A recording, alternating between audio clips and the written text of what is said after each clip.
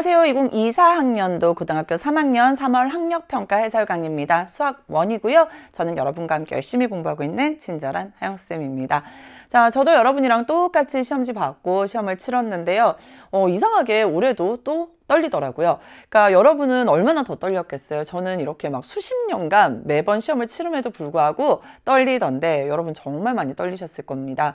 제가 이렇게 웃으면서 얘기하고 있지만 저도 이렇게 막 너무 피곤해요. 어깨가 막 무겁고 막 오늘은 게다가 막 비까지 내리다 보니까 굉장히 피곤하다라는 생각이 들었는데요. 눈도 뻑뻑하고. 근데 여러분은 수학만 치른 것이 아니잖아요. 얼마나 힘드셨을까 이런 생각이 들었습니다. 여러분 시험 결과가 사실은 그렇게 중요한 건 아니에요. 3월 학력평가 치르기 전까지는요, 막 중요해 라고 했지만 이미 시험은 치러졌고요. 이 시험 성적의 결과가 그렇게 중요한 것이 아니라 여러분이 이걸 가지고 앞으로 어떻게 헤쳐 나갈 것이냐가 훨씬 더 중요하기 때문에 여러분 조금 더 자신감 가지고 하나하나 다시 이겨내셨으면 좋겠습니다. 시험을 잘 치른 친구들도 있을 겁니다. 그리고 좀 생각보다 나 진짜 열심히 했는데 잘 못했어 라는 친구들도 있을 텐데요. 그게 중요한 게 아니죠. 우리는 사실은 최종 목표가 있기 때문에 최종 목표만 잘 치르면 되고요. 그 가는 과정에서 내가 좀 엎어질 수도 있고 넘어질 수도 있고 좀 더 빠르게 달려나갈 수도 있지만 어쨌든 간에 내 최종 목표를 위해서 컨디션 조절을 잘하고 이렇게 하나하나 해결해 나가면 된다라는 거 이걸 여러분이 꼭 기억하셨으면 좋겠습니다. 아셨죠?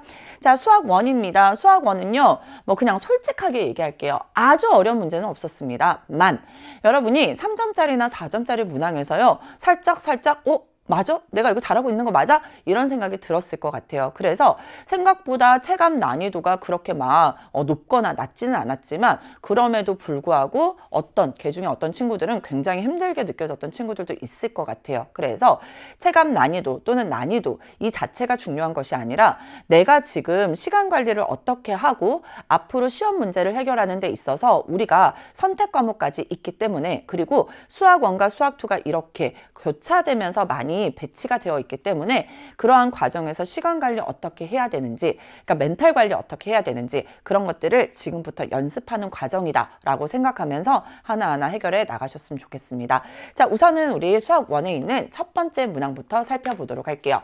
지수 계산 문제고요. 지수나 로그의 계산 문제에서 가장 중요한 건 뭐다? 소인수분해입니다. 그리고 거듭 제곱근이 나왔을 때 거의 90% 이상의 계산 문제는 유리수 지수로 바꾸는 것이 가장 빠르고 정확하게 해결하는 방법이라는 거 요거 기억하시고요. 그렇다면 우리는 여기에 있는 54를 먼저 살펴볼게요.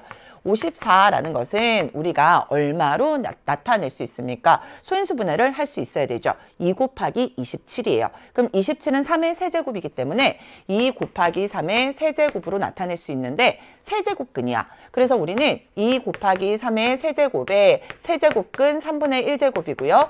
2의 3분의 5제곱을 곱해주면 되겠죠. 자, 그러면 우리는 공평하게 나누어 주어야 된다. 따라서 얘는요. 2의 3분의 1제곱이고요.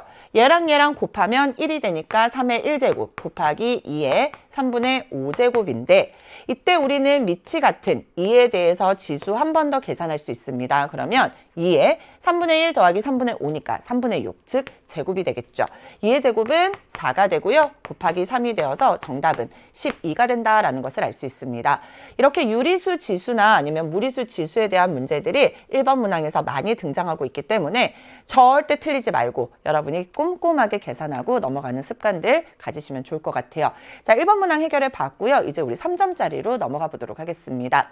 우선 3번 문항에서요. 삼각함수에 대한 얘기가 나와 있는데 실질적으로 코사인 세타가 0보다 크대요. 그럼 여러분 머릿속으로 1사분면 아니면 4사분면에 있는 각이구나 라는 것은 우선은 생각할 수 있고요. 사인 세타에다가 코사인 세타 곱하기 탄젠트 세타를 했더니 마이너스 1이 됐어요. 그런데 우리는 탄젠트 세타라는 것은 뭐라는 걸 알아? 코사인 세타분의 사인 세타라는 것을 알고 있습니다. 그렇기 때문에 누가 사라져요? 코사인 세타가 사라지면서 사인 세타 더하기 사인 세타, 즉 2배의 사인 세타가 1이구나, 마이너스 1이구나 라는 것을 알아낼 수 있죠. 따라서 사인 세타는 마이너스 2분의 1이 되어요 라는 것을 알 수 있습니다. 아까 우리가 이 세타라는 것이 코사인 세타가 0보다 크다라고 했기 때문에 1사분면 아니면 4사분면이었는데 사인 세타의 값이 마이너스이기 때문에 세타는 4사분면일 거고요. 여기에서 여러분이 우리 4사분면에 대해서 사인 세타의 값을 생각을 해보면 R분의 뭐예요? Y좌표죠. 따라서 R을 얼마라고 두자? 2라고 두고 Y좌표를 우리가 마이너스 1이라고 둔다면 여기에서 직각으로 이렇게 직각삼각형을 나타내면 길이는 얼마가 되는 거야? 1이 되겠지. 2대 1대 얼마예요? 루트 3이죠. 그래서 우리가 이렇게 비율 관계를 가지고 또는 피타고라스 정리를 써서 여기에 있는 거리가 루트 3이라는 것을 알 수 있어요. 그러면 x좌표는 양의 값이니까 얘는 루트 3이 되겠죠.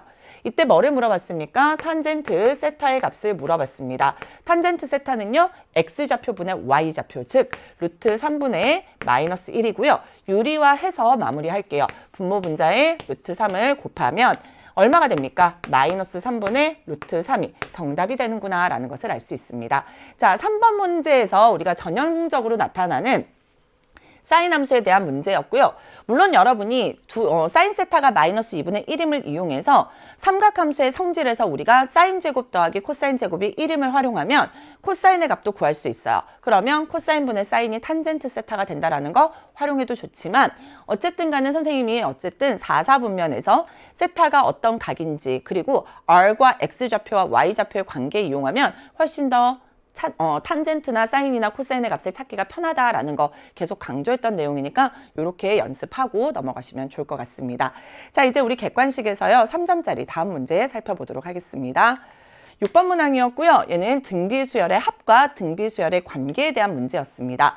여러분이 공비가 1보다 큰 등비수열이라는 조건이 나와 있고요. 첫째 항부터 제 n항까지 합을 SN이라고 했을 때 S2분의 S4의 값이 5래요. 그리고 A5가 48이라고 주어져 있을 때 첫째 항과 네 번째 항을 물어봤습니다. 다섯 번째 항이 주어져 있기 때문에 우리는 뭐만 구하면 끝나? 공비만 구하면 끝나요.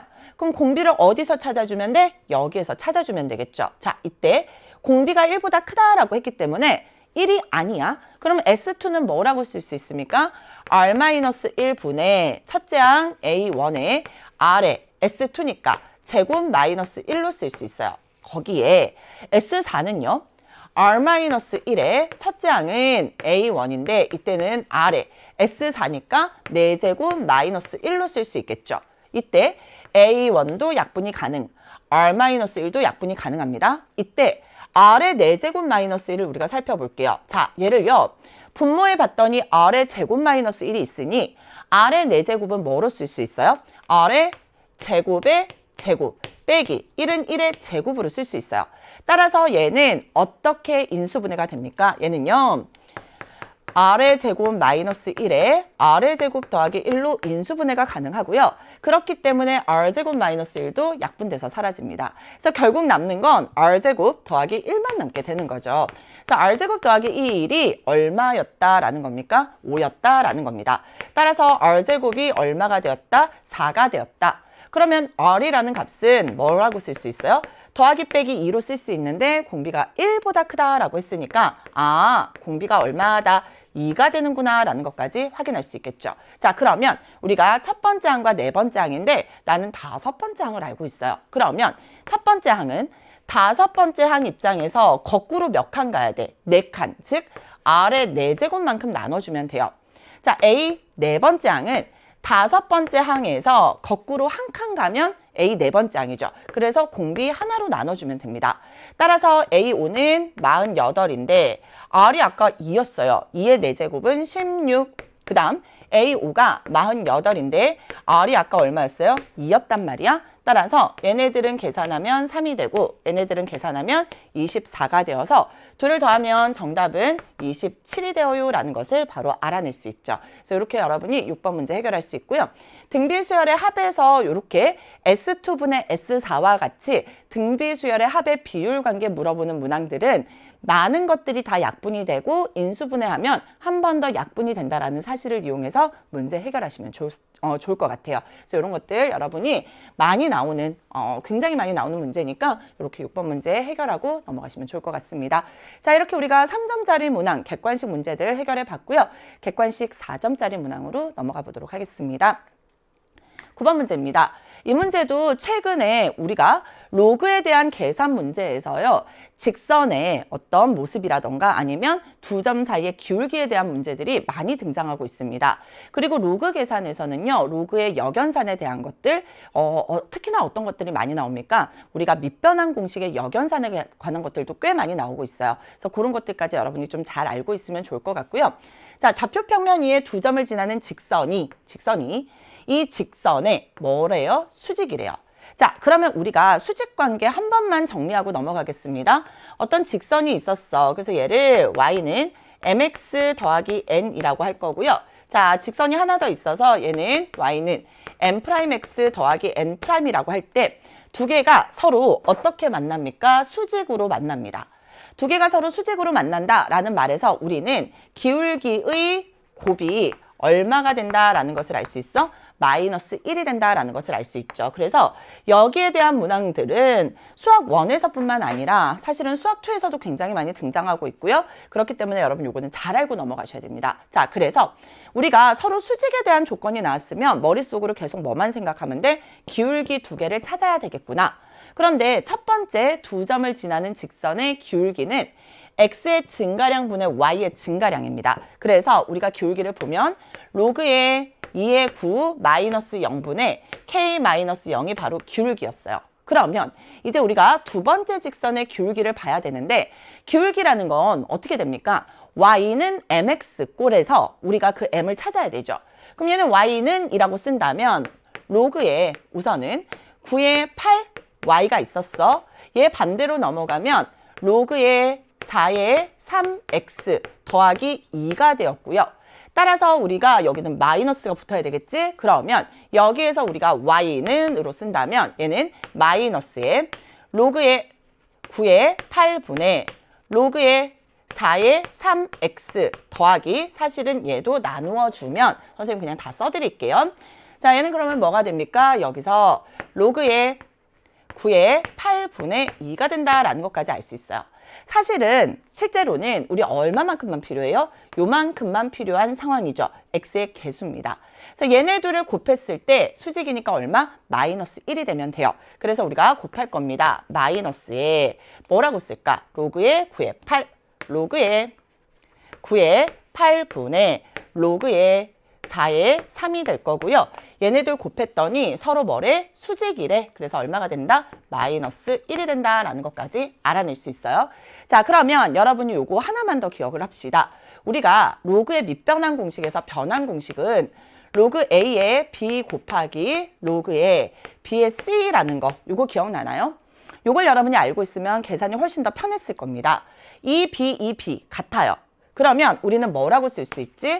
로그의 A의 C로 쓸 수 있다라는 거. 요걸 여러분이 기억을 한다면 우선은 여기에 있는 분모만 쳐다보세요. 분모만 쳐다보면 9가 같단 말이야. 그러니까 얘는 뭐로 쓸 수 있습니까? 로그의 2의 8로 쓸 수 있게 된다라는 겁니다. 여기까지 이해됐죠? 자, 로그의 2의 8이고요. 그리고 우리는 k의 값에 대해서 3의 k제곱을 구해야 되기 때문에 좀 더 정리를 하고 넘어갈게요. 지금 로그의 2의 8이라는 값을 보면 로그의 2의 8은 2의 세제곱이야. 그래서 3이 앞으로 나가면서 3 로그 2의 2가 돼서 1이 될 거고요. 양변에 마이너스가 있으니까 얘는 플러스가 되었습니다. 따라서 k는요. 얘가 분모였으니까 분자, 얘는 분자였으니까 분모로 내려가면 로그의 4의 3분의 얼마가 되었다? 3이 되었다라는 것까지 알 수 있어요. 그런데 여러분 잘 보세요. 나는 3의 k제곱이 궁금해. 나는 3의 k제곱이 궁금해. 그러면 여기에서 로그 값이 밑이 얼마면 3이면 우리가 계산이 훨씬 더 편하다라는 걸 알고 있죠. 그럼 로그 4의 3을 밑을 3으로 고치면 역수 모양이 되는 거죠. 여러분 다시 기억해 볼게요. 지금 보면은 로그에 A에 B가 있어. 밑을 B로 바꾸면 로그에 B의 A분의 1이다. 따라서 로그 B의 A분의 1은 로그 A의 B야. 로그 4의 3분의 1은 로그 3의 4라고 고칠 수 있다고요. 따라서 우리는 뭐라고 쓸 수 있냐면 3이 앞에 곱해져 있고 로그의 3의 4로 고칠 수 있는데 나는 3의 k제곱이 궁금해. 그래서 앞에 곱해진 3을 진수의 지수로 옮기고 나면 우선은 로그의 3의 4의 세제곱이 됩니다. 즉 k가 로그 3의 4의 세제곱이야. 그러면 내가 궁금한 3의 k제곱은 얼마가 되는 거죠? 4의 세제곱인 64가 되는구나 라는 것을 알 수 있어요. 자, 여러분 이 두 가지에 대한 로그의 성질 다시 한번 좀 기억하시고요. 지수 로그 왔다 갔다 하는 거 굉장히 중요하고요. 여기서 우리가 9번 문제를 해결하는데 두 직선의 수직 조건 사용했습니다. 그래서 이런 것들 다시 한번 잘 점검하고 넘어가시면 좋을 것 같아요. 최근에 로그 계산 문제에서요. 이렇게 두 직선의 기울기라던가 x절편, y절편에 대한 얘기들, 두 직선과의 관계에 대한 것들이 4점짜리 문항으로 꽤 많이 등장하고 있기 때문에 9번 문제로 다시 한번 점검하고 넘어가시면 좋을 것 같아요. 자, 이렇게 우리가 9번 문제 해결해 봤고요. 이제 11번 문항으로 가보도록 하겠습니다. 11번 문항입니다. 이거 어땠습니까? 여러분 결코 녹록하지 않았을 겁니다. 왜냐하면 절대값이 나오면 학생들이 굉장히 불편해요. 그런데 이 문제를 잘 보면은 우리가 불편하다라고 느껴지고 불편하지만 할 수 있어 라고 생각해야 되는 게 공차가 음의 정수라는 정수 조건이 나오고요. 여섯 번째 항이 마이너스 2라고 주어져 있고 여기에 절대값과 그리고 그냥 일반적인 항의 합이 같이 주어져 있는 문제가 나와 있습니다.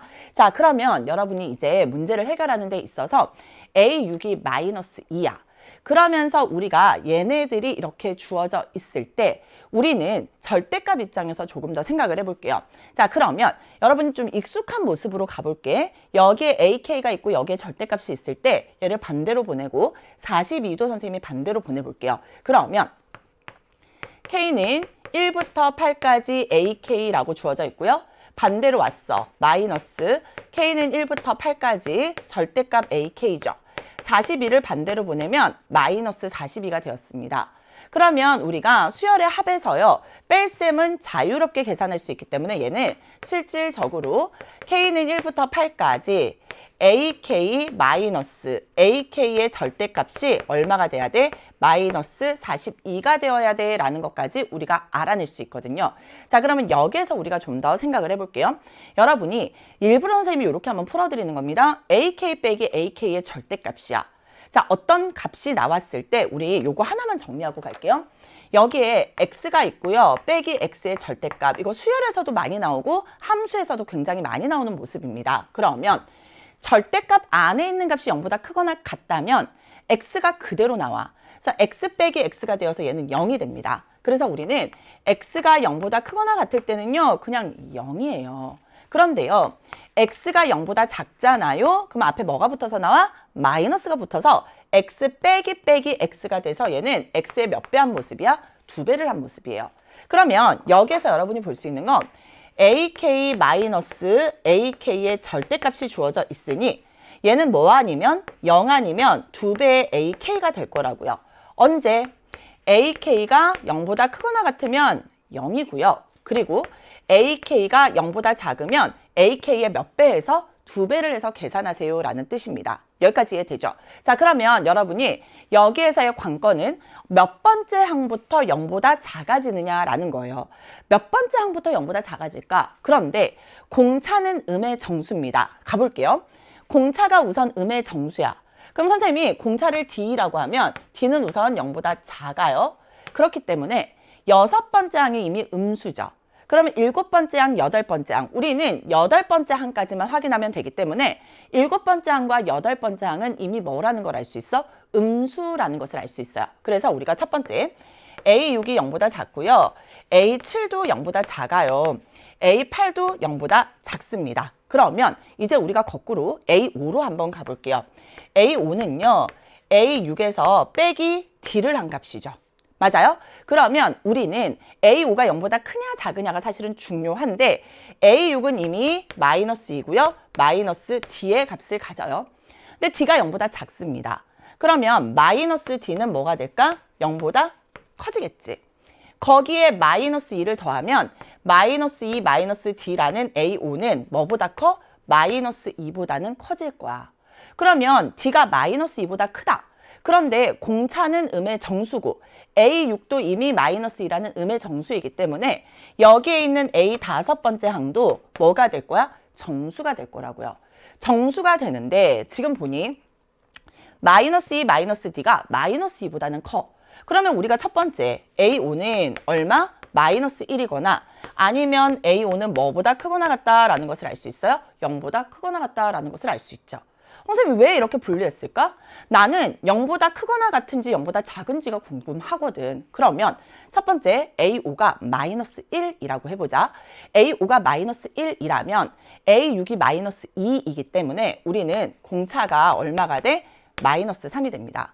공차가 마이너스 3이 되면서 여기에서 여러분이 살펴봐봐. A5가 마이너스 1이기 때문에 A 네 번째 항은 뭐가 될 거야? A 네 번째 항은 당연히 양의 값을 가지죠. 그래서 A 다섯 번째 항부터 음의 값을 가지니 우리는 여기에서 미리 알고 있었던 내용에서 뭐예요? 여기에 대한 1부터 8까지 항의 합은 결국은 네 번째 항까지는 다 0일 거야. 그럼 다섯 번째, 여섯 번째, 일곱 번째, 여덟 번째 항까지의 합이 뭐가 된다는 거야? 2배의 AK로 나타날 거란 말이야. 그래서 우리는 이렇게 생각해 볼 수 있게 되는 거죠. 자, 첫 번째. A5가 마이너스 1이에요. 그리고 공차는 마이너스 3이라고 한다면 이 값은요. 몇 번째 항부터 다섯 번째 항부터 몇 번째 항까지 여덟 번째 항까지 2배의 AK였다라는 겁니다. 2배의 AK가 되는데 우리가 등차수열의 합 잘 기억하세요. 등차수열의 합은 지금 앞에 얼마가 우선 곱해져 있고 2가 곱해져 있고 시그마 AK야. 2분의 다섯 번째 항부터 여덟 번째 항까지의 합은 뭐예요? 다섯 번째, 여섯 번째, 일곱 번째, 여덟 번째. 즉 모두 몇 개? 4개의 항이고 A5 더하기 A8. 첫 항과 끝 항의 합으로 나타낼 수 있게 되는 거죠. 그래서 첫 항이 얼마라는 거 알아? 마이너스 1이라는 거 알아요. 그럼 나는 A8은요. A5 입장에서 얼마만큼 더해주면 돼? 3D. 그런데 A5가 마이너스 1이야. D가 마이너스 3이니까 마이너스 9를 하면 얘는 마이너스 10이 나오게 되는 겁니다. 그러면 얘가 마이너스 10이 되었어. 따라서 우리는 얘네들이 사라집니다. 여기까지 됐죠? 자, 여기까지 사라지고 얘네들이 얼마가 된다라는 것을 알 수 있냐면 마이너스 44가 된다라는 것을 알 수 있어요. 그런데 우리는 1항부터 8항까지의 합, 즉 A5가 마이너스 1일 때는 5항부터 8항까지의 합인데 얘가 얼마가 되었어? 마이너스 44가 되었어. 그럼 이건 말이 돼요? 안 돼요? 얘는 안 되는구나 라는 것을 알아낸 거야. 그러면 A5가 마이너스 1은 아니었나 봐. 즉 A5는 0보다 크거나 같았던 거야.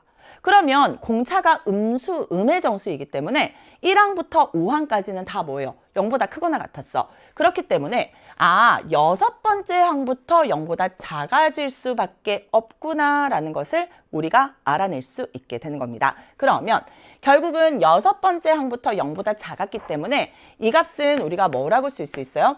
K는 6부터 8까지 AK에다가 2배한 걸로 쓸 수 있죠.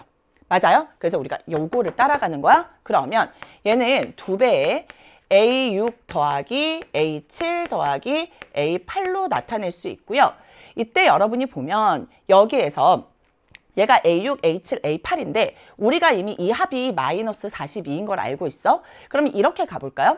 얘는 사실은 A6과 A8의 합은 2배의 A7이지. 그러면 3배의 A7로 나타낼 수 있어. 그래서 얘네들 계산하면 6배의 A7이 마이너스 42가 되어서 A7은 얼마가 된다? 마이너스 8이 되는구나. 그래서 A6이 마이너스 2였고요. A7이 얼마였다? 마이너스 8이었다라는 것을 6, 7에 40이지. 6, 7, 40. A7이 마이너스 7이었다라는 것을 알아낼 수 있게 되는 겁니다. 여기까지 이해됐나요? 자, 이렇게 우리가 생각할 수 있어요. 그러면 이제 우리는 첫 번째 항부터 여덟 번째 항까지의 합을 찾아내야 되는데 우리 여기도 한번 살펴보도록 하겠습니다. 이렇게 되면 우리는 공차가 얼마임을 찾아낸 거야? 공차가 마이너스 5임을 찾아낸 거야. 맞아요? 여기서 이거 빼봐. 공차는 마이너스 5였구나 라는 것을 알 수 있고요. 이때 첫 항부터 여덟 번째 항까지의 합입니다. 따라서 등차수열의 합이죠. 2예요. 1항부터 8번째 항까지 합이니까 8이고요. 얘는 실질적으로 A1 더하기 A8로 우리가 나타낼 수 있습니다. 그런데 우리는 A6과 A7을 알고 있기 때문에 얘네들을 좀 활용을 해볼게요. 그러면 A1은요. A6에서 마이너스 5D가 되겠지. 그럼 A6이 마이너스 2고요. 마이너스 5 곱하기 마이너스 5 하면 25가 되어서 얘는 23이 될 겁니다. 그 다음에 A8은요. A7에다가 더하기 D를 해주면 되죠. 그래서 마이너스 7에다가 마이너스 5를 하면 마이너스 12가 되었어요. 따라서 여기에 23 더하기 마이너스 12가 되죠. 그래서 23 마이너스 12가 들어가면 11이 될 거고요. 얘랑 약분하면 4가 되죠. 4 곱하기 11을 하면 44가 된다라는 것을 알아낼 수 있게 되는 겁니다. 자, 실질적으로 여러분 여기에서 중요한 건 뭐냐면 절대값과 그리고 일반적인 AK가 함께 들어왔다라는 겁니다. 근데 이걸 우리가 많이 봤던 모습이 뭐냐면 바로 여기에 있던 모습이에요. 선생님 지웠는데 AK에서 AK의 절대값을 뺐던 이 모습이 선생님이 절대 당황하지 말라라고 얘기했던 게 오히려 AK가 0보다 크거나 같으면 간단해져요. 간단해져. 0으로 끝나버립니다. 그래서 언제 0보다 크거나 같은지 언제 0보다 작은지만 우리가 잘 확인하면 충분히 문제가 해결될 수 있다는 거, 이걸 여러분이 좀 잘 알고 넘어가시면 좋을 것 같아요. 자, 이렇게 우리가 11번 문항 해결해 봤고요. 이 문제부터 학생들이 조금 힘들었을 겁니다. 저는 그렇게 생각해요. 그래서 여러분이 11번이면 벌써 우리가 10번까지 하면 30번째 문항에서 3분의 1 조금 지났는데 힘들기 시작하는 거야. 그래서 여러분 시간 관리하는 연습들도 굉장히 중요하니까 이렇게 좀 잘 알고 넘어가시면 좋을 것 같아요.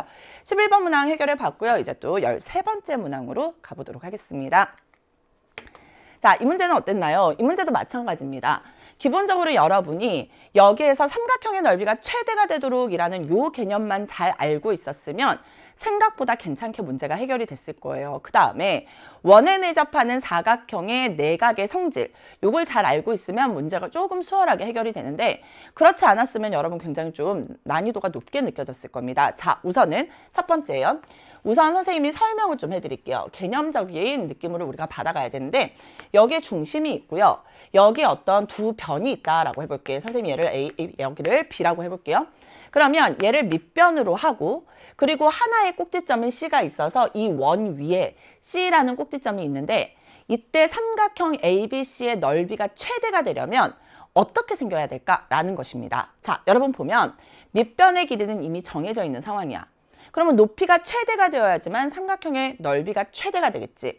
그럼 높이가 최대가 된다라는 것은 원에서 가장 중요한 건 뭐라 그랬어? 중심과 반지름이에요. 자, 보자. 여기에 있을 때 높이가 최대겠어요? 아니지. 이쪽 부분은 말도 안 돼. 그럼 여러분이 느끼기에도 저쪽 편에 C라는 점이 있어야 되는데 언제 높이가 가장 클까요? 언제? 당연히 여러분 중심을 지나면서 이렇게 수직으로 갔을 때 여기가 C일 때가 이 삼각형의 넓이가 어떻게 될 거야? 최대가 될 거야. 자, 여러분이 이 모습을 반드시 알고 있어야 됩니다. 자, 밑변의 길이는 이미 정해져 있고요. 그러면 이 삼각형의 넓이가 최대가 되게 하는 꼭지점, 원 위에 있는 꼭지점 C는 반드시 A, B에서 반으로 나눴을 때 C에서 수선의 발을 내렸을 때 누구를 지나야 돼? 중심을 지나야 된다. 그러면서 여러분이 그러면 어떤 생각이 듭니까? 얘네들은 결국은 이등변 삼각형이 되겠구나. 이런 모습까지 알고 있어야 돼요. 그래서 요거를 여러분이 하나 기억하시고요. 두 번째, 원에 내접하는 사각형의 특징입니다. 원에 내접하는 사각형의 특징은 선생님이 하나밖에 알려준 적이 없습니다. 자, 여기를 선생님이 P라고 하고요. 마주보는 각의 크기를 Q라고 한다면 각 P의 크기랑 각 Q의 크기의 합은 180도, 즉 파이가 된다라는 거. 그러면 각 Q는요, 우리가 뭐라고 쓸 수 있어? 파이 마이너스 각 P로 쓸 수 있죠. 그러면 사인 법칙이나 코사인 법칙을 이용해서 문제를 해결할 수 있다는 거. 이 두 가지를 여러분이 반드시 좀 잘 알고 있어야 됩니다. 자, 그렇다면 우리가 이제 문제로 돌아가서요. 선생님이 방금 개념들 어떻게 적용되는지를 좀 보여드릴게요. 그림과 같이 2배 AB의 길이는 BC의 길이와 같대요. 그리고 코사인의 각 ABC가 마이너스 8분의 5입니다. 코사인의 각 ABC는 마이너스 8분의 5예요. 그리고 2배의 AB가 선분 BC의 그 길이와 같다라고 되어 있습니다. 삼각형 ABC의 외접원을 O라고 했고요. 원 O 위의 점 P에 대해서 삼각형 PAC의 넓이가 최대가 되도록이야. 자, 보자. 삼각형 PAC의 넓이가 최대가 되도록 하는 점 P를 Q라고 했습니다. 즉, 이때를 삼각형 QAC라고 할 수 있는 거야. 다시, 여기 있는 이 P가 최대가 되면 Q로 변신이다. 이렇게 보자. 그랬을 때 여기에서 QA의 길이가 6루트 10이고요. 선분 AC 위의 점 D에 대해서 각에 대해서 CDB의 크기는 3분의 2 파이일 때 문제도 잘 기억할게요. 삼각형 CDB의 외접원의 반지름의 길이를 물어보고 있습니다. 자, 이렇게 우리가 중요한 모습들만 딱 키워드들만 꺼냈어요. 그 다음 이제 어디로 가야 돼? 도형으로 갑니다. 여기까지 왔어요. 자, 그러면 선생님 보통 문제를 풀 때는요, 이렇게 놓습니다. 코사인 ABC가 나왔어. 쓸 때마다 ABC 쓰기 귀찮지. 그렇기 때문에 여기를 선생님 보통 뭐라고 쓸까요? 세타라고 나타낼 겁니다. 그러면 코사인 세타가 마이너스 8분의 5야. 그래서 써놓을게요. 코사인 세타가 마이너스 8분의 5입니다. 자, 그 다음에 각 CDB는 3분의 2파이라고 되어 있으니 얘는 지워도 되겠다. 그 다음 볼게요. AB의 2배한 값은 BC래요. 그럼 누가 기준이야? AB의 길이가 기준이겠지. 그래서 AB의 길이를 만약에 K라고 둔다면 BC의 길이는 2K가 되겠구나라는 것까지 우리가 우선 적어 놓을 거예요. 그 다음 각 삼각형 PAC의 넓이가 최대가 되게 하는 그 점 P를 Q라고 했어요. 자, 그러면 PAC를 우리가 쳐다보자. 얘야. 얘인데 누가 움직이는 거야? P가 움직이는 거야. 그러면 누구는 정해져 있는 모습입니까? 여기에 있는 AC가 정해져 있는 모습이고 이 삼각형의 넓이가 최대일 때의 P를 Q라고 한 거야. 그럼 우리는 여기에 반드시 누구를 나타내야 돼? 중심을 하나 나타내야 되고요. 이 중심을 가지고 Q에서 중심을 지나게끔 수선의 발을 내리겠죠. 따라서 우리가 여기에 뭐가 있을 거야? Q가 있을 거고요. 이렇게 내려오는 모습이었겠구나 라는 것을 알 수 있어요. 그러면 그때의 누가? QA가 여기서부터 여기까지가 뭐라고 되어 있냐면 6루트 10이라고 되어 있습니다. 자, 여기까지 됐죠? 자, 그러면 여기는 우리가 삼각형을 이렇게 나타낼 수 있을 것 같고요. 그래서 Q를 우리가 이렇게 나타냈습니다. 그러면 선생님이 아까 뭐라 그랬어? 얘랑은 길이가 같겠구나. 여기까지 표시를 했어요. 자, 그래 놓고 우리가 지금 다 써놨단 말이야. 그러면 나는 이제 삼각형 CDB의 외접원의 반지름의 길이야. 삼각형 CDB가 어디 있는지까지 표시를 하고 우리 하나하나 체크해 보도록 할게요. 삼각형 CDB의 외접원의 반지름의 길이야. 여러분 딱 봐요.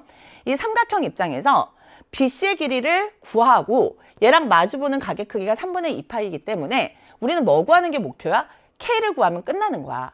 그럼 이 K를 구하기 위해서 주어진 조건들을 봐야 되는데 선생님이 항상 뭐를 먼저 표현하라 그러냐면 각의 크기를 먼저 표현하라고 얘기를 많이 해요.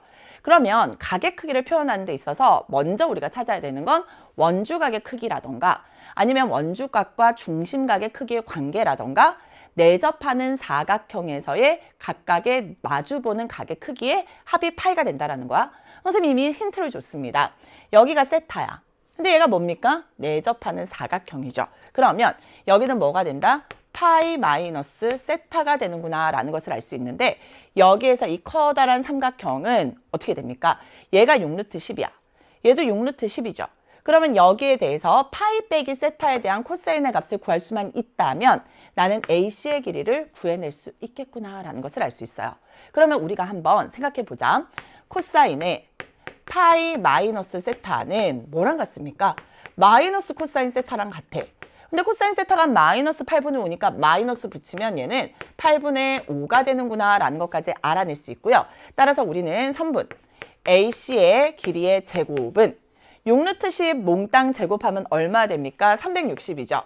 그러면 반대쪽 QC의 길이의 제곱도 360일 거야. 그리고 마이너스 2배에 6루트 10 곱하기 6루트 10이야. 6루트 10의 또 제곱이죠. 360 곱하기 뭐가 됩니까? 코사인 파이 마이너스 세타인데 얘가 얼마라고 주어져 있어? 8분의 5라고 주어져 있는 겁니다. 그러면 요거 약분할게요. 4가 되지? 얘는 90이 되어서 이만큼이 450이 되었어. 그럼 여기는 얼마입니까? 720이었단 말이야. 따라서 우리는 720에서 450 뺍시다. 얼마가 된다? 270이 된다라는 것까지 알아냈어요. 즉, 선분 AC의 길이의 제곱이 270이 되었습니다. 그런데 실질적으로 내가 필요한 게 뭐였더라? 여기에 있는 2K의 값을 내가 알고 싶었어. 그래서 2K와 그리고 선분 AC가 들어있는 삼각형을 다시 한번 쳐다봅니다. 그러면 얘도 마찬가지로 뭐를 사용할 수 있어요? 코사인 법칙을 사용할 수 있어서 선분 AC의 길이의 제곱인 방금 구한 270은 K의 제곱에다가 뭐를 해줄 수 있어? 2K 몽땅의 제곱, 즉 4K 제곱입니다. 마이너스 2배의 K 곱하기 2K가 될 거고 여기에 코사인 세타죠. 근데 코사인 세타가 마이너스 8분의 5였구나 라는 것을 알 수 있어요. 그러면 마이너스 마이너스 플러스가 되고요. 이 2는 4가 되어서 얘는 약분하면 이렇게 우리가 쓸 수 있게 되겠지. 반대로 그냥 보내버릴게요. 그러면 540이 됩니다. 2를 곱해버린 거야. 그럼 여기는 얼마예요? 5K 제곱인데 얘도 2를 곱했으니 10K 제곱이 될 거고 여기도 얼마가 남는다? 5K 제곱이 남는구나 라는 것까지 알아낼 수 있게 되는 거죠. 여기까지 됐나요? 그러면 얘는 15의 K의 제곱이 되었다라는 것을 알아낼 수 있어. 따라서 우리는 K 제곱이 540에서요. 얼마를 나눠주면 돼? 15를 나누어주면 되는구나 라는 것을 알아낼 수 있고 따라서 얘네들 우리가 약분해서 쓸게요. 그러면 얘는 3이 되겠지? 그러면 45니까 90이야. K제곱이 36이 되는 겁니다. 따라서 K의 값은 얼마다? 6이 된다라는 것을 확인할 수 있어요. 자, 그러면 우리가 다시 가서 좀 살펴보도록 하겠습니다. 나는요, 삼각형 CDB의 외접원의 반지름이 궁금해. 그래서 삼각형 CDB를 열심히 쳐다봤습니다.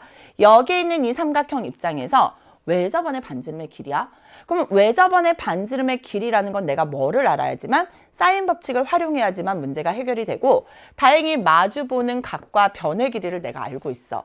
K가 6이기 때문에 얘는 12가 될 거고요. 따라서 사인의 3분의 2 파이 분의 얼마는 12는 뭐가 된다? 2R이 되는구나 라는 것을 알 수 있고요.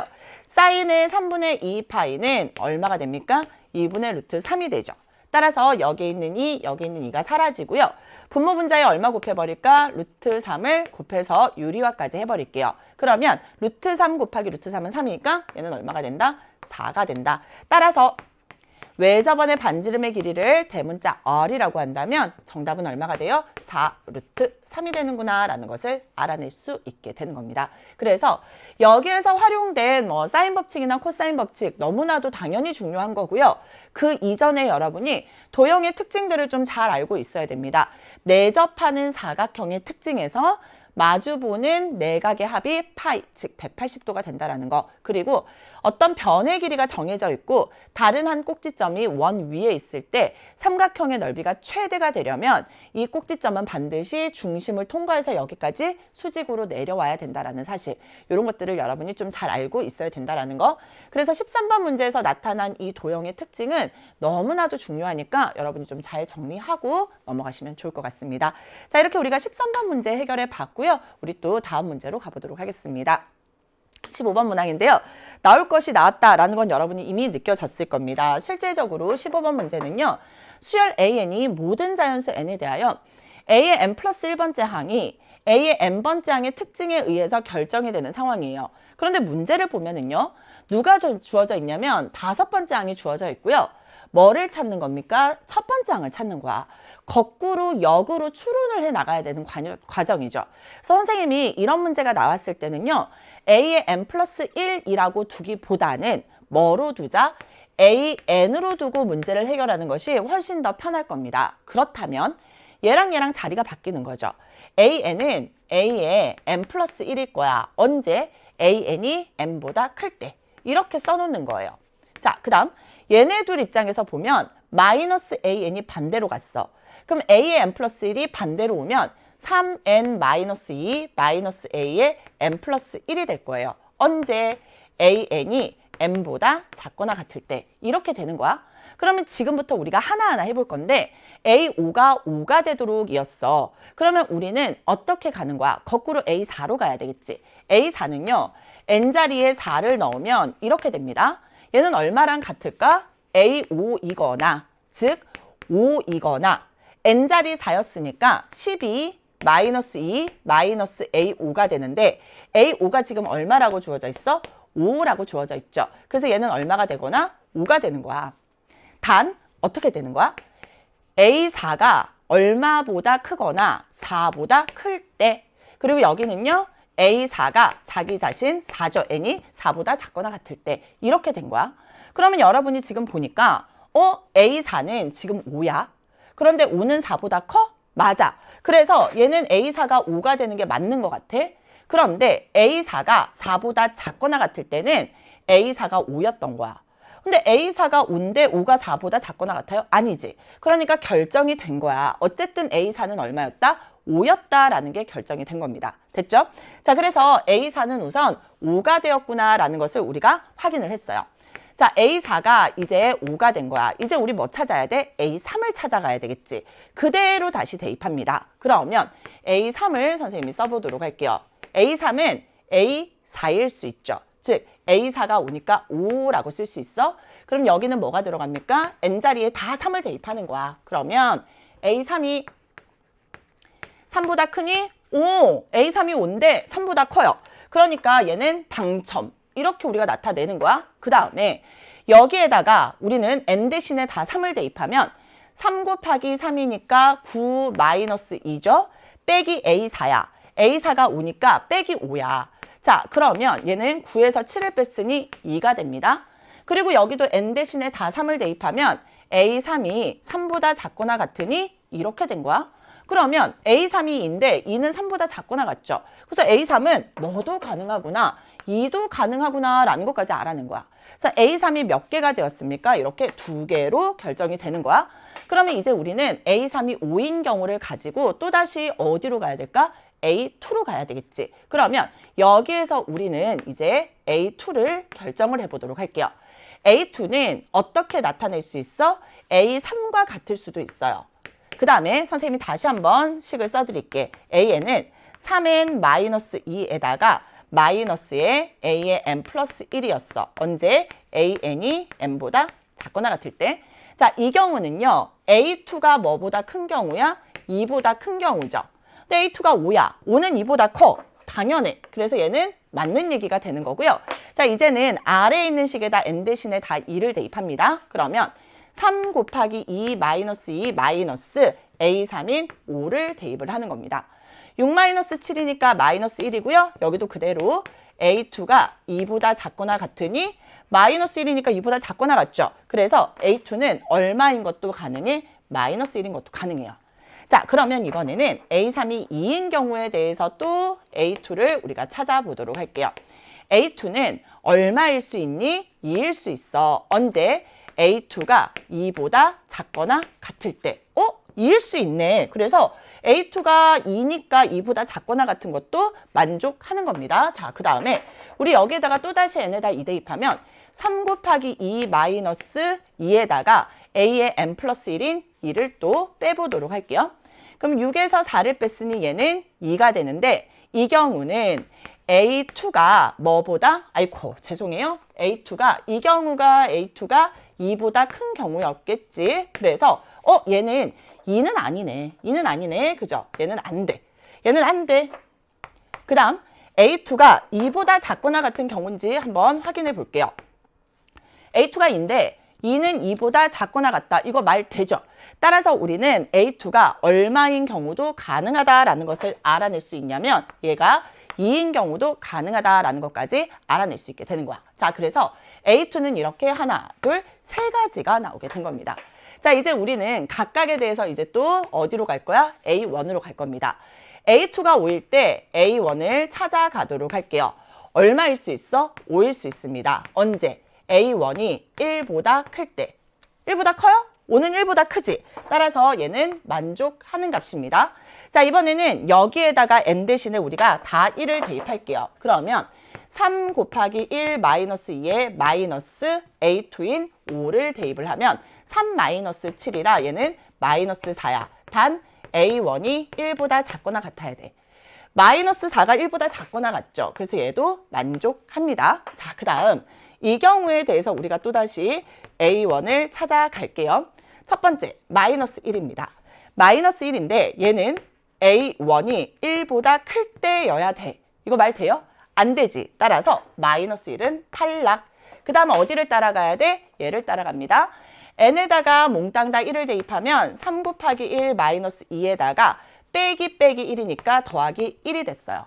그러면 3 빼기 2 하면 1, 더하기 1 하면 2가 되었죠. 그러면 이 경우에 대해서 A1은 뭐보다? 1보다 작거나 같아야 되는데 2는 1보다 작거나 같다? 얘도 탈락인 거야. 됐죠? 자, 그 다음에 우리가 2가 되는 경우에 대해서도 또 똑같이 A1을 찾아볼게요. 자, A1은 우선은 2가 될 수 있어. 언제? A1이 1보다 크다면. A1인 2가 1보다 크기 때문에 얘는 만족하네요. 자, 이제 마지막. 여기다 대입해 봐야 되겠지. 즉, 3 곱하기 1 마이너스 2에 빼기 2를 하면 얘 얼마 돼요? 마이너스 1 됩니다. A1이 1보다 작거나 같은 경우 마이너스 1은 1보다 작거나 같죠. 얘도 가능한 경우예요. 그래서 얘네들을 다 곱하라고 했기 때문에 5 곱하기 마이너스 4 하면 마이너스 20, 곱하기 2 하면 마이너스 40, 마이너스 1을 곱하면 정답은 얼마가 된다? 40이 된다라는 것을 찾아낼 수 있게 되는 겁니다. 그래서 쭉 거꾸로 온 거예요. 그래서 되는지 안 되는지 확인하면서 쭉쭉쭉쭉 A1 찾아내면 되고요. 자, 이렇게 우리가 역으로 추론하는 문제들 15번에서 꽤 많이 등장하는 문항들인데 실질적으로 지금까지 15번 문제들 중에는 그래도 난이도가 꽤 많이 높지 않은 유형의 문제였기 때문에 꼼꼼하게 계산하면서 하나하나 여러분이 확인을 하면 충분히 해결 가능한 문항이었다는 거 이렇게 여러분 정리하고 넘어가시면 좋을 것 같아요. 아셨죠? 자, 이렇게 우리가 객관식 문항들 다 해결을 해봤고요. 이제 우리가 단답형 문항으로 가보도록 할게요. 단답형 16번 문항입니다. 3점짜리 문항이고요. 지수방정식 문제였고요. 얘도 역시나 소인수분해가 관건이죠. 그렇다면 4라는 값은 2의 제곱이야 의 x제곱이고요. 2분의 1은 2의 마이너스 1제곱이고요. x 마이너스 9제곱이 되어서 얘는 뭐가 됩니까? 2의 2x제곱입니다. 지수끼리 곱하면 2의 마이너스 x 더하기 9가 됐죠. 밑이 같기 때문에 2x는 마이너스 x 플러스 9가 될 거고요. 한쪽으로 넘기면 3x는 9가 되어서 x의 값은 얼마다? 3이 된다라는 거 바로 구해낼 수 있습니다. 그래서 전형적인 3점짜리 문항이 16번에서 지수 또는 로그로 나타날 수 있다는 거 이렇게 기억하시고요. 틀리면 안 되겠지. 반드시 맞추고 넘어가셔야 됩니다. 다음 단답형 문항으로 넘어가 보도록 하겠습니다. 18번째 문항입니다. 이 문제는요. 사실은 여러분 조금만 신경 쓰면 좀 빠르게 해결할 수 있는 문항이었어요. 지금 보면 1항부터 10항까지 합과 그리고 1항부터 9항까지 합이 이렇게 하나는 덧셈, 하나는 빼기의 2배의 AK로 주어져 있고요.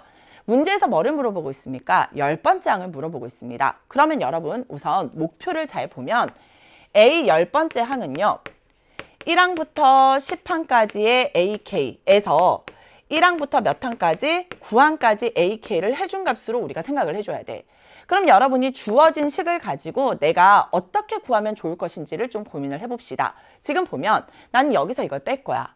그러려면 적어도 시그마 AK라던가 시그마 AK 중에 1항부터 10항까지라던가 1항부터 9항까지의 값이 둘 중에 뭐라도 하나 구해야 되겠지. 그래서 우리가 어떻게 해요? 여기에서 얘를 몽땅을 뺍니다. 그러면 1항부터 10항까지 합은 사라져. 그리고 여기 하나가 있고 빼기니까 더하기가 되는데 얘가 2개니까 몇 개가 돼? 3개의 시그마 K는 1부터 9까지 AK가 남게 되는 거죠. 어떻게 했어? 여기서 이거 뺀 거야. 그러니까 얘는 얼마예요? 36이 되었다라는 것을 알아낼 수 있고요. 따라서 시그마 K는 1부터 9까지 AK는 3으로 나누면 12가 된다라는 것까지 알아낼 수 있습니다. 자, 그러면 여러분 여기서 바로 볼 수 있는 건 뭐야? 얘가 지금 시그마 AK죠? 근데 나는 빼기 1부터 9까지 AK 하나만 필요해. 여기 2개 있지? 여기에다가 얘를 더해버리면 요만큼만 남겠죠. 그래서 얘랑 더하면 끝나는 거야. 그래서 얼마예요? 113이 된다라는 것을 바로 알아낼 수 있습니다. 그렇게 구해도 되고요. 자, 여기에 12를 대입해. 넘어갔어. 그럼 시그마 1부터 10까지 AK가 나오죠. 거기에 또다시 얘를 빼면 113이 똑같이 나올 겁니다. 그래서 여러분이 편한 방법대로 이왕이면 주어진 것을 바로 활용할 수 있게끔 문제 해결하시면 돼요. 아셨죠? 자, 이렇게 우리가 18번째 3점짜리 문항도 모두 다 확인을 해봤고요. 이제 우리 단답형에서 4점짜리 문항으로 넘어가 보도록 할게요. 우선은 20번째 문항입니다. 여러분이 이거를 해석을 하는 방법을 좀 잘 알고 있었으면 좋겠는데 제가 제일 안타까운 게 뭐냐면 많은 강의들을 보면은 합성함수 그래프 그리는 법을 막 열심히 가르쳐주고 있어요. 사실은 그런 것에 익숙해진 친구라면 이게 오히려 더 잘 안 보였을 수도 있습니다. 여러분 합성함수의 핵심은 뭡니까? 여기서 gx라는 아이가 나왔잖아? 그럼 우리 얘를 t로 치환하는 게 가장 첫 번째로 해야 될 일이야. 그러면 수학은 공평해. 얘가 t면 얘도 뭐가 되는 거야? t가 되는 거야. 합성함수가 나왔어? 그럼 안에 있는 걸 뭘로? t로 치환하자. 그러면 우리는 gx가 뭐가 된 거야? t가 된 거고 이 식은 ft가 t가 됐고 이때 gx가 뭐였다? t였다. 이렇게 정리할 수 있어요. 그런데 gx라는 아이를 봤더니 코사인의 3분의 파이 x였던 거야.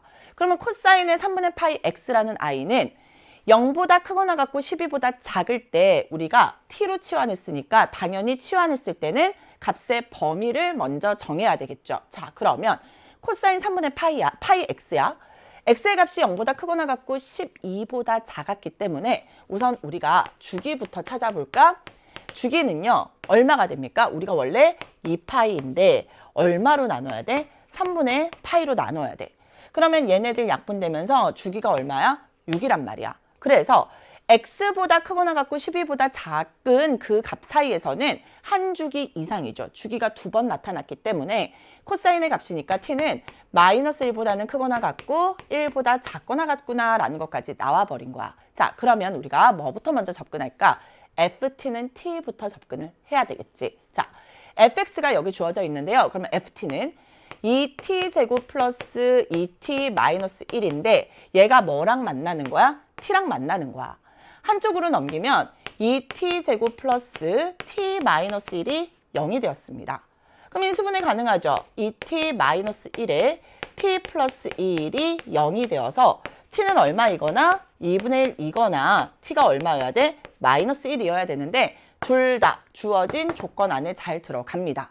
자, 그럼 이제 t를 찾았어. 그럼 t 대신에 우리가 2분의 1 또는 마이너스 1을 대입하면 이제는 gx가 얼마가 되거나 2분의 1이 되거나 gx가 얼마가 되게 하는 마이너스 1이 되게 하는 x의 값이 바로 주어진 조건을 만족하는 실수 x가 되는 거야. 그런데 x는 0보다는 크거나 같고 12보다는 작았으며 gx는 뭐였습니까? 코사인의 3분의 파이 x였단 말이야.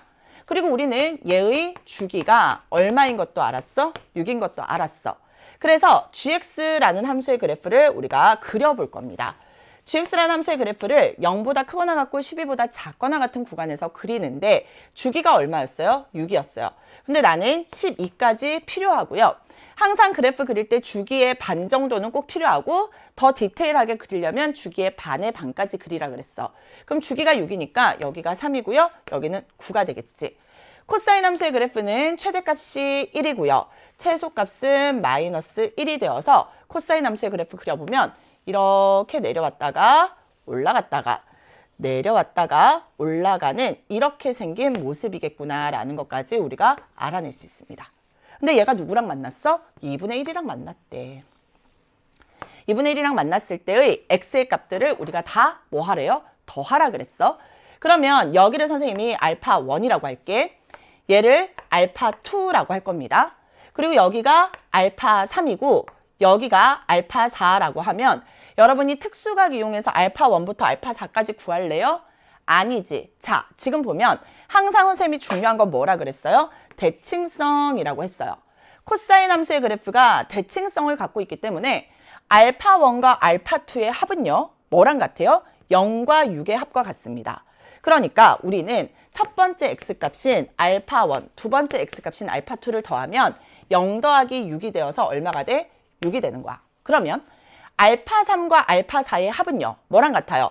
6과 12의 합과 같죠. 그래서 알파 3 더하기 알파 4는 6 더하기 12가 되어서 18이 되었습니다. 여기까지 됐죠? 자, 그 다음에 누구랑도 만나야 되냐면 마이너스 1이랑도 만나야 돼요.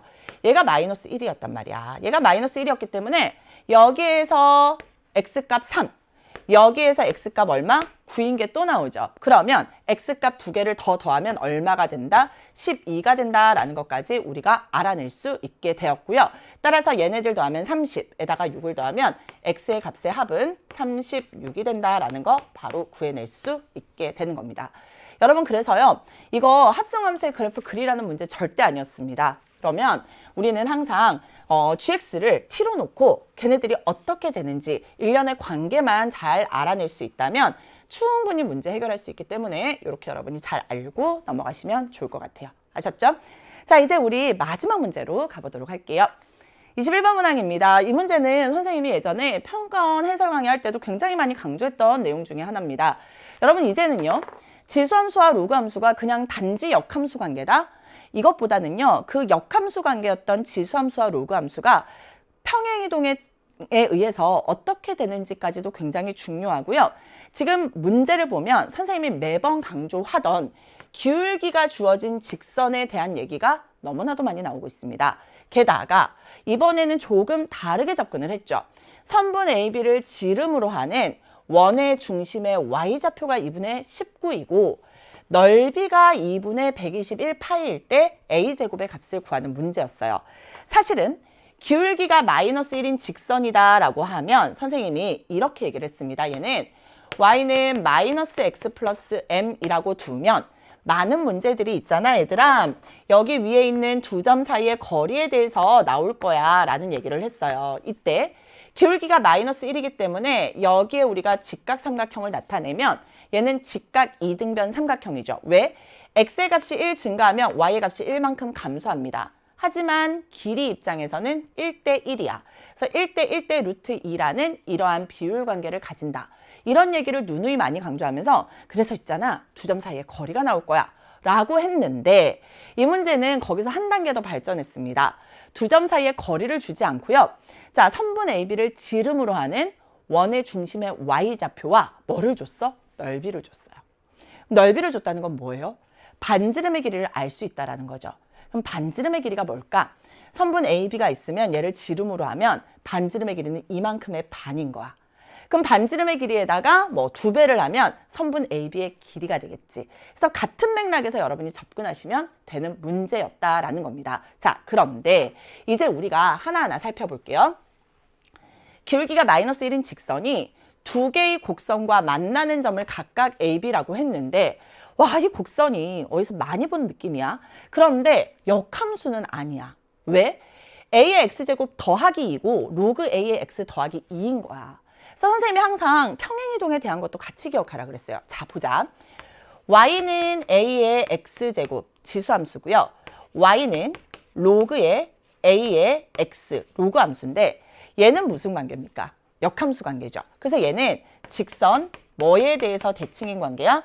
y는 x에 대하여 대칭인 관계야. 그런데 문제에서 주어진 걸 봤더니 얘가 y는 a의 x제곱 더하기 2라고 주어진 거야. 그럼 이 말의 의미는 뭡니까? y축으로 얼마만큼 평행이동했다? 이만큼 평행이동한 거야. 그럼 로그 a의 x도 지금 문제에서 y는 로그의 a의 x 더하기 2라고 주어졌거든. 아, 얘도 y축으로 얼마만큼 평행이동했구나. 이만큼 평행이동했구나 라는 거예요. 그러면 직선 y는 x도 어떻게 해버리면 돼? y축으로 얼마만큼? 이만큼 평행이동하면 얘는 y는 x 플러스 2가 되겠죠. 그래서 이 두 개의 지수함수와 로그함수는 y는 x 플러스 2라는 직선에 대해서 대칭인 관계였다는 거야. 이걸 기억하면 여러분이 이제 그래프를 선생님이 살짝 그려보도록 할게요. 자, 우선은 y는 x 플러스 2라는 직선 입장에서 보면 얘는 어떻게 됩니까? 기울기가 1이고 y절편이 2인 이렇게 생긴 직선이었던 거야. 그런데 얘랑 지금 누가 만나는 거야? 지수함수와 로그함수가 만나고 있는데 얘가 2였어요. 근데 y는 a의 x제곱 더하기 2라는 i는 어디가 점근선이 2가 되겠죠. 점근선이 2가 되면서 어떻게 된다라는 것을 알 수 있어? 이런 식으로 우리가 그래프를 나타낼 수 있을 거야. 그 다음에 로그 함수의 그래프도 어떻게 되는 거냐면 이런 식으로 대칭인 관계로 나타날 거란 말이야. 그런데 여기에서 얘랑 만난다라고 한 게 아니라 누가 나옵니까? 기울기가 마이너스 1인 직선이 나오는 거야. 그러면 기울기가 마이너스 1인 직선이라는 건 얘가 기울기가 1이기 때문에 어떻게 만나는 거야? 이렇게 수직으로 이 직선과 만나면서 여기가 뭐가 되는 거죠? A가 되는 거죠. 여기가 뭐가 되는 거죠? B가 되는 거야. 여기까지 됐어요? 그러면서 얘를 지름으로 하는 원이 이렇게 생기는 거야. 얘를 지름으로 하는 원이 생겼는데 이 원의 중심의 좌표가 2분의 19라고 되어 있어요. 중심의 y좌표가. 자, 그러면 여러분 봐봐. 얘를 지름으로 하는데 이미 수직인 게 나와 있고요. 우리는 여기에 대해서 대칭인 관계니까 이 길이 같겠지. 그럼 원의 중심은 어디에 있어야 돼? 여기에 있어야 되는 거야. 그럼 이 원의 중심의 y좌표가 뭐라고 한 거야? 2분의 19라고 한 겁니다. 됐죠? 그리고 넓이가 2분의 121 파이라고 한 거야. 그러면 반지름의 길이를 r이라고 하면 r제곱이 얼마였다는 거야? 2분의 121이었다는 거죠. 그러면 r은 얼마가 됩니까? 루트 2분의 루트 121, 11이었던 거야. 자, 잘 봐. 여기서부터 여기까지 반지름의 길이가 루트 2분의 11이었다라는 겁니다. 즉, 우리가 유리화를 하면요. 2분의 11 루트 2였던 거야. 잘 보세요. 이제 우리 다 끝났습니다. 여러분 지금 보면 얘가 기울기가 마이너스 1인 직선이죠. 그럼 선생님이 뭐를 나타낼 수 있어? 이렇게 수직 2등분, 수직인 2등변 삼각형을 만들어낼 수 있어서 길이의 b는 1대 루트 2라고 한 거야. 그런데 이 반지름의 길이가 2분의 11 루트 2였기 때문에 이 길이 얼마 되는 거야? 2분의 11. 이 길이도 얼마가 되는 거야? 2분의 11이 되는 거야. 그래서 여러분이 이 그림을 다시 한번 선생님 좀 크게 그려드릴게요. 이렇게 생겼을 때 A가 있고요. 여기가 얼마야? 2분의 11. 여기가 얼마야? 2분의 11이 되고 여기에 있는 이 점의 Y좌표가 2분의 19였다라는 것을 우리가 알아낼 수 있게 되는 거예요. 그러면 A라는 점의 X좌표와 Y좌표도 우리가 찾아낼 수 있지 않을까라는 겁니다. 여러분 지금 보면은 지금 보니 얘는요. Y좌표가 2분의 19였어. 그러면 X좌표는요. 어디 위에 있어? Y는 X 플러스 2 위에 있었지. 즉 Y 값이 2분의 19야. 2가 넘어가면 2분의 4가 되어서 X좌표는 2분의 얼마? 15였구나 라는 것까지도 알아낼 수 있어요. 그래서 얘의 X좌표는 2분의 15였어. 그러면 A의 X좌표는 2분의 15에서 2분의 11만큼 좌측으로 가야 되죠. 2분의 15 빼기 2분의 11이기 때문에 2분의 4, 즉 2가 되었어요. 그 다음 Y좌표는 2분의 19에서 2분의 11만큼 위로 올라갔죠. 두 개 더하면 2분의 30, 즉 15가 되었구나 라는 것까지 알아낼 수 있게 되는 겁니다. 즉 A의 X좌표는 2고요. Y좌표는 15였어. 그런데 우리는 누가 궁금한 거냐면 A제곱의 값이 궁금했고요. A제곱이라는 아이가 들어있는 이 함수를 보면 Y는 A의 X제곱 플러스 2였구나 라는 것까지 알아낼 수 있어서 X 대신에 2, Y 대신에 15를 대입하면 15는 A의 제곱 플러스 2가 된 거야.